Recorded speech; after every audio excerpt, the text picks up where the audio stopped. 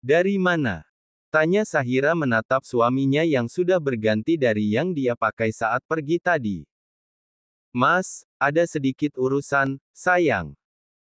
Pas Mas makan di restoran ada pelayan yang tidak sengaja menumpahkan minuman ke baju yang Mas pakai. Bohong Galang, padahal bajunya kotor gara-gara kena darah Bu Hana. Oh, tapi Mas nggak kenapa-napa kan? Ujar Sahira menelisik tubuh sang suami takut terkena air panas. Nggak apa-apa, sayang. Mas hanya tersiram jus, bukan air panas. Sahut Galang membelai wajah istri tercintanya yang sangat perhatian kepada dirinya. Syukurlah. Sahut Sahira menarik nafas lega. Gimana keadaan kamu dan baby, sayang? Tanya Galang yang tak berhenti menatap wajah cantik sang istri. Dia tak tahu apa yang akan terjadi andai terjadi sesuatu yang tidak diinginkan kepada istrinya itu. Sungguh Galang dibuat frustasi melihat keadaan sang istri beberapa hari yang lalu. Sudah enakan, baby juga nggak rewel, dia tahu ayahnya lagi nggak ada di sini, jadi dia tidak mau merepotkan bundanya. Keke Sahira menatap box bayi yang berada tidak jauh dari tempat tidurnya itu. Pintarnya anak ayah. Ujar Galang ikut tersenyum senang melihat ke arah sang anak. Tolong, bawa ke sini, Mas. Dari tadi dia belum N. Pinta Sahira. Baiklah. Ujar Galang mengambil sang putra dari dalam box dengan sangat hati-hati. Sementara di kamar sebelah, Pak Bram sedang disuapin oleh Bu Namira. Yang, kamu nggak bakal ingkar janji kan? Sama ucapan kamu tadi. Tanya Pak Bram. Ucapan yang mana? Sahut Bu Namira pura-pura lupa. Ih, nggak usah pura-pura amnesia deh, Yang. Kesal Pak Bram menekuk wajahnya. Memang aku ngomong apa sih? Keke Bu Namira, puas sekali dia melihat laki-laki yang pernah membuat dia menderita itu, namun soalnya cinta Bu Namira tidak pernah pudar kepada laki-laki itu. Oh, mau pura-pura? Oke. Sini Mas kasih tahu, biar kamu ingat dengan ucapan kamu tadi. Ujar Pak Bram dengan tatapan yang tidak bisa diartikan, membuat Bu Namira bergidik ngeri menatap Pak Bram. Iya, tapi kita harus nikah ulang dulu. Pasrah Bu Namira. Baiklah, Mas akan minta tolong sama Sean agar membawa Pak Penghulu ke sini. Semangat Pak Bram. Bu Namira sampai melongo melihat tingkah Pak Bram itu. Apa-apaan, nggak secepat itu juga kali, kamu masih sakit, putri kita juga masih belum pulih, nanti saja kita menikah ulang, tunggu kamu sembuh dulu. Usul Bu Namira. Nggak mau, Mas mau sekarang, kelamaan klau nunggu Mas sembuh, Mas sudah nggak sabar untuk memelukmu. Keke Pak Bram. Astaga. Geram Bu Namira. Namun Pak Bram tetap tak peduli. Mendengar cerita sang ibu, Sahira dan Galang sampai terpingkal, sementara Bu Namira hanya bisa mendengus kesal. Ih, kalian kenapa tertawa sih, bukannya bantu ibu cari solusi. Kesal Bu Namira. Sudahlah, ibu ikut saja, percuma saja ibu menolak, ibu tahu kan, gimana keras kepalanya papa, nggak akan bisa dibantah. Keke Sahira. Nyesel ibu pernah ngomong sama orang pingsan itu, ibu kita dia tidak mendengar. Cebik Bu Namira. Sahira dan Galang kembali terpingkal mendengar keluhan Bu Namira. Akhirnya apa yang diinginkan oleh Pak Bram menjadi kenyataan, wanita yang sangat dia cintai itu kembali menjadi miliknya, senyum bahagia tak lepas dari bibir pria patubaya itu, tangannya tidak melepaskan genggamannya dari tangan Bu Namira, setelah dia melakukan ijab kabul untuk kedua kalinya, kepada wanita terkasihnya itu. Udah sih, lepasin tangan lu dari tangan Namira, nggak lihat wajah Namira sangat tertekan lu perlakuan kayak gitu. Oceh pasean. Apa sih lu, sirik aja. Cibir Pak Bram. Dasar tua-tua keladi. Umpat Bu Maya memutar mata malas. Nggak usah iri, kalau kamu mau minta peluk aja sama Sean. Cibir Pak Bram. Astaga, pria tua ini. Geram Bu Maya. Ayo Pa, kita lihat baby aja daripada di sini, bikin emosi aja. Kesal Bu Maya menarik tangan sang suami. Dari tadi kek, dasar tidak pengertian. Cibir Pak Bram. Ingat, belum sembuh, belum bisa diapa-apain. Keke pasean. Pak Bram hanya bisa mendengus kesal mendengar ledekan dari sahabat baiknya itu. Hai, baby, kamu ganteng sekali. Gumam Bu Maya mengelus lembut pipi tirus anak Sahira. Makasih nenek. Sahut Sahira dengan suara menirukan suara anak kecil. Maaf ya, nenek belum bawa kado untuk kamu, abisnya kakek kamu itu ada-ada aja, bikin orang saksik sok tahu nggak? Nenek tadi lagi nyari kado untuk kamu, kakek kamu menelpon kami dan tidak mau dibantah, sudah dia yang minta tolong, tapi dia juga yang galak. Cerocos Bu Maya. Mungkin papa takut, ibu akan berubah pikiran, tante. Keke Sahira tidak enak hati. Bisa jadi. Gumam Bu Maya yang menggendong bayi mungil itu. Oh, ya, nak. Mau dikasih nama apa? Tanya Bu Maya. Rayanza Faris Dirgantara. Ucap Galang tanpa beban. Wah, nama yang bagus. Ucap Bu Maya, mengelus lembut wajah baby Ryan. Nggak apa-apa kan sayang, itu gabungan sama nama papa namanya Faris Dirgantara. Ucap Galang. Tidak apa-apa, malah bagus, Mas. Ucap Sahira tersenyum lembut, dia tahu sang suami sangat merindukan papanya. Terima kasih. Ucap Galang mengecup lembut pipi sang istri. Nak, Galang, Sahira. Tante sama Om pulang dulu ya, nanti tante ke sini lagi. Izin Bu Maya. Oh, iya tante, makasih sudah mau direpotkan sama papa. Keke Sahira.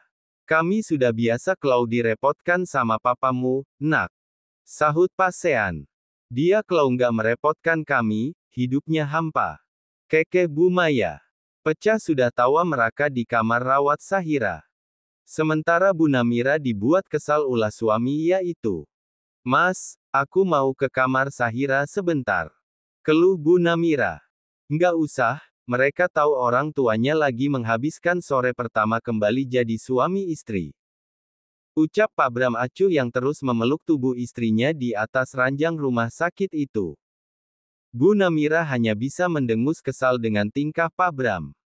Sudah beberapa hari berlalu, kesehatan Pak Bram dan juga Sahira sudah membaik, dan mereka sudah diizinkan pulang dari kemarin sore. Kini mansion Galang itu dipenuhi oleh para sahabat Galang dan Sahira, tidak lupa dengan sahabat Pak Bram yang ingin melihat keadaan Pak Bram, juga ingin melihat kehadiran baby Rayanza.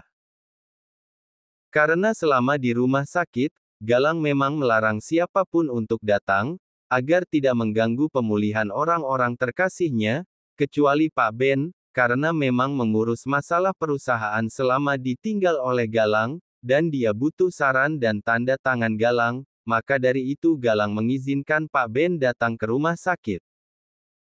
Kamu tahu nggak saat aku dapat kabar, kalau kamu dapat musibah, aku ingin pergi ke rumah sakit menemui kamu, tapi dilarang sama Mas Ben, katanya percuma datang ke rumah sakit, karena Tuan Muda tidak mengizinkan siapapun untuk membesuk kalian.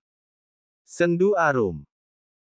Benar, doakan saja kamu baik-baik saja saat dan persalinan kamu berjalan lancar, itu membuat kami sok, karena yang kami tahu kehamilan kamu baru genap 7 bulan, ternyata ada tragedi. Ingin sekali aku membuat perhitungan dengan wanita iblis itu, namun Pak Ben bilang, wanita itu sudah diamankan. Kesal Wawan. Harusnya, jangan langsung diamankan sama mereka, kasih ke kami dulu itu wanita iblis, biar kami sentil ginjalnya beramai-ramai. Lanjut Wawan lagi.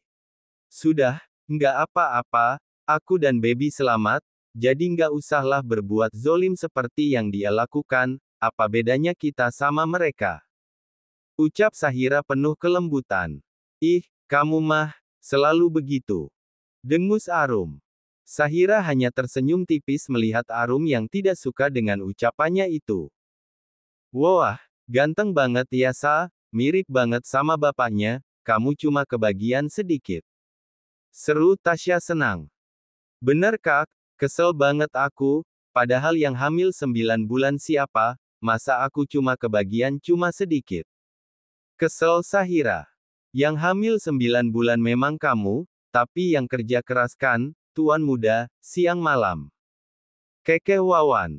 Po. Ucapan Wawan itu memancing kekesalan Arum, tanpa babi bu, Arum langsung melempar bantal sofa ke arah sahabatnya itu.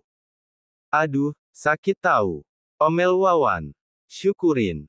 Cibir Arum. Mbak pacar, Arum jahat, masa dia nimpuk muka aku, sakit tahu muka aku, Mbak pacar. Adu Wawan dengan manja kepada Tasya.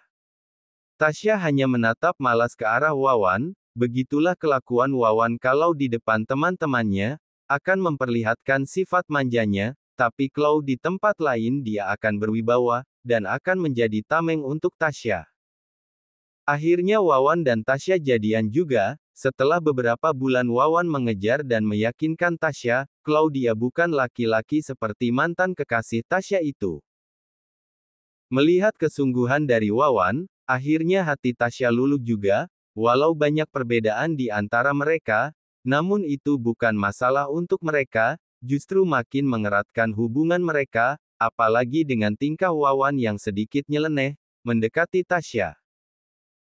Tasya yang lebih tua dari Wawan, dan susah untuk bercanda, dan Wawan yang pecicilan, suka sekali merengek manja kepada Tasya, tapi tidak membuat Tasya risih, kadang tiba-tiba Wawan akan membuat kejutan-kejutan kecil yang membuat hati Tasya berbunga-bunga. Begitupun Wawan, dia menerima sikap serius Tasya tersebut, dia tahu kenapa Tasya seperti itu, tentu saja karena ulah mantan kekasih, dan juga papa Tasya yang sekarang tidak tahu rimbanya, gara-gara dua laki-laki tukang selingkuh itu membuat sifat Tasya bisa berubah 180 derajat. Tasya yang dulu manja suka bercerita sama pasangan, kini menjadi Tasya yang tertutup dan tidak mau mengenal laki, kecuali Galang dan teman-temannya. Selebihnya Tasya akan bersikap ketus, untuk menjaga dirinya dari para laki-laki yang hanya ingin memanfaatkan dirinya. Akhirnya, bahagia Arum dan Sahira. Aku senang kakak menerima sahabat kami ini. Kekeh Sahira.